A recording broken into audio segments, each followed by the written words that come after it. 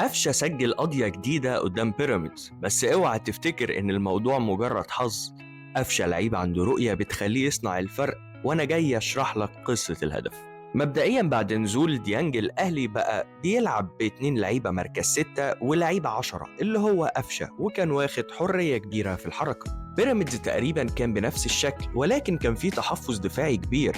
لعيبة مركز 6 في الحالة هنا توفيق ومهند لاشين، وقدامهم الكارتي نازلين قوي خايفين يضغطوا علشان ما يسيبوش مساحات في ظهرهم. ومن هنا ابتدى قفشة يستغل ده ويهرب على أطراف الملعب، لأن لعيبة ارتكاز بيراميدز هتخاف تطلع وراه. ومع استلام قفشة للكورة ابتدى يشوف إن في مساحات في نص ملعب بيراميدز برغم التحفظ الدفاعي، ببساطة لأنهم مش لاقيين حد يمسكوه. فاتضربت مرجعية الخصم في التمركز، وبقى المفروض يدافعوا على المساحات، ولكنهم فشلوا في ده، وهتشوف ليه. ديانج استلم من قفشة وابتدى يحاول يقتحم المساحة، وقفشة فضل على طرف الملعب بيراقب الموقف وبيبعد عن الرقابة.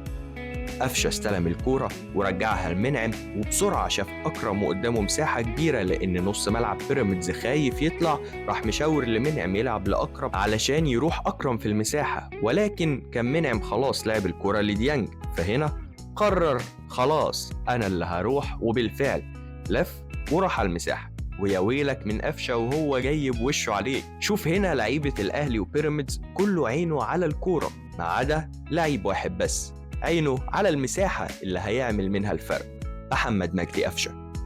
نص ملعب بيراميدز كله غطسان في ال18، لأن ببساطة ما كانش في حد هنا يفضلوا طالعين علشانه من ثواني. وابتدى قفشة يطلب الكرة، وكمان نظرة سريعة أخيرة قبل الاستلام علشان يعرف بالظبط القرار اللي هياخده وهو هيشوط فين.